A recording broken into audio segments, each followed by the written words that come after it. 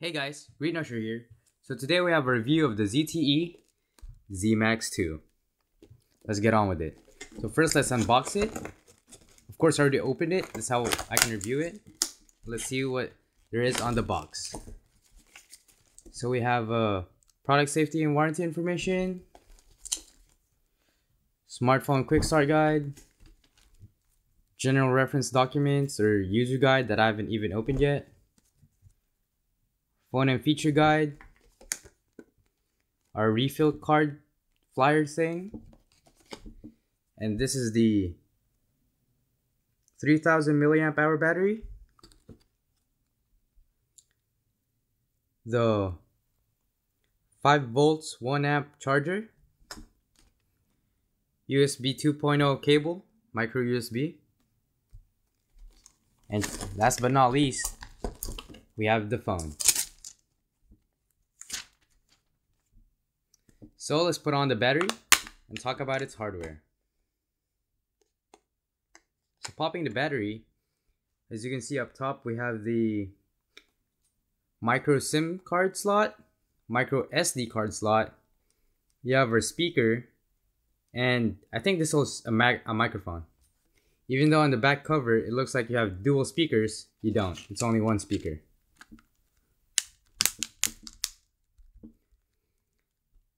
So let's boot it up while I talk about the internals. Let's throw away all those paper. So inside we have a Snapdragon 410, 64-bit processor, 2 gigs of RAM, the usual stuff, which is actually pretty good for a Go phone. Up top, we have a micro earpiece, 2 megapixel camera, ZTE branding. Up top on the phone, we have a noise cancelling microphone, headphone jack, and on the bottom we have another microphone, the main microphone, micro USB 2.0. On the right hand side we have power key, volume rocker, which I don't like because it's too close to the volume rocker. Or why can't they just move it to the left side? And on the left side we have nothing but this little notch to remove the back cover. So here it is, it's on. And to turn it on, you just long press it if you don't have a password. If you have a password, you can swipe up and enter it. So here it is, it's pretty fluid, it's pretty fast. Let me just lower the brightness so you can see it. So yeah, let's get on to connectivity. So connectivity wise, it does have Wi-Fi, Bluetooth, and data, and even GPS right here. But what it doesn't have is NFC or wireless charging. Also, which I really hate about this phone, it does not support USB on the go. So if I plug this in, nothing happens. It doesn't detect anything. It doesn't even know it's there. It's like I just plugged something in that's broken. So yeah, that's the only thing I hate about the phone. So let's get on to hey guys, it's kind of funny. Before we get into gaming, I just got a software update. And today is April 25th. So that's kind of weird. So let's wait for this to update and we'll talk about it. So it finished updating. So real quick, before we get into gaming, I want to check the software and stuff. Still 5.1.1. No, not 5.1.1, just 5.1. Yeah. So gaming wise, this phone seems good. I kind of like this Driving School 2016 game. It runs alright. I don't see any frame drops that much. Clash Royale. Let's just check that real quick. It gets a little laggy especially when you just start a game. But that one's also fine. Clash of Clans is also good. 8-Ball Pool, great as well. I feel like any game that's just a point and click game will be fine. But World of Tanks right here,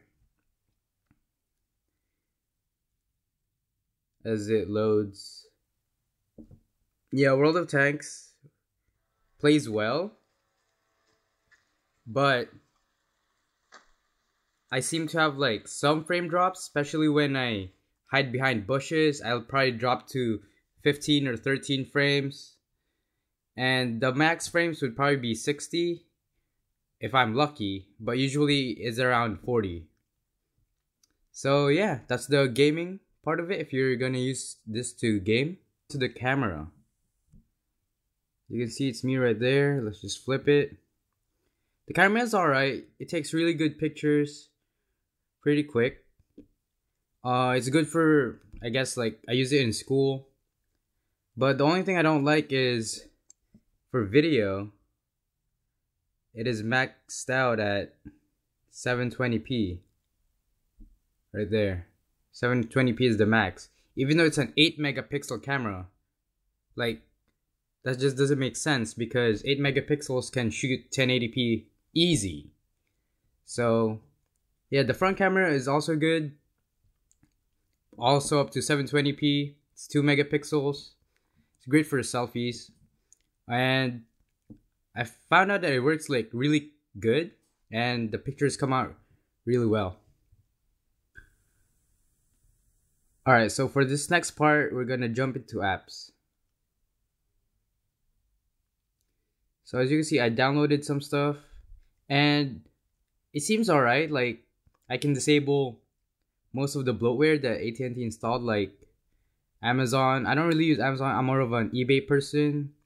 AT&T stuff, I hate AT&T honestly. And like YP Mobile, Uber, I can walk, so I don't really use those. But they're good that they're pre-installed if you use them, but they're also good that you can disable if you don't. But the thing that I don't like is that you can't disable these ones. Google Play Books, Google Play Movies, TV, Google Play Music, Google Play Newsstand.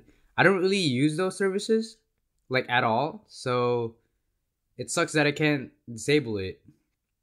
It will say here uninstall updates, but after I install it, it'll say disable, but I can't click it.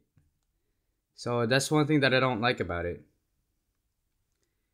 And Google Play Games, I use that. So yeah, also, I like how I made this kind of perfect. I have like 3 pages full of apps, like full of apps, no blank apps. It's a 4x5, like completely.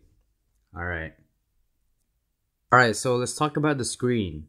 The screen on this one is a 5.46 inches, basically 5.5 inches. 720p display. That means it's 1280 by 720, which is just HD. It's alright. The only thing I don't like is when I go to YouTube, for example.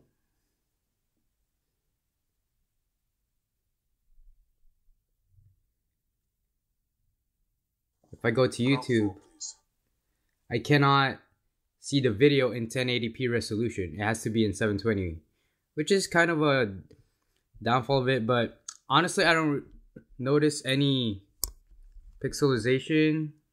I mean, you can see the pixels, but it's not really bad. It's not terrible at all. So for screen, it's a pass for me. Let's get on to battery life. So it has this power manager thing. It has power saving mode and stuff that I don't really use because the battery lasts for quite a long time. Like, look at here. Screen on time is 2 hours and 50 minutes. So that's basically 3 hours. And I get 3 hours on hard usage. Like, I would play World of Tanks for 3 hours and then the battery will be at like 15%. But if I just watch YouTube videos, it will be 4 hours. So again, you have a standard mode right there because we can do the power saving and stuff. So yeah, battery life is pretty good on this phone. It's a 3000 milliamp hour battery and frankly it works great. So next up is memory. So let's just go on here onto storage. And as you can see right there, it says 16 gigabytes. I have 4.68 available. System memory taken out 5.12 527 gig, and that's kind of a lot, but it's not that bad. At least the phone is 16 gigabytes, and I use 6.04 gig, and these are all basically apps. I have some pictures and cache. I always like to clear cache because I don't want it building up and using unnecessary space. But yeah, here's another look at it.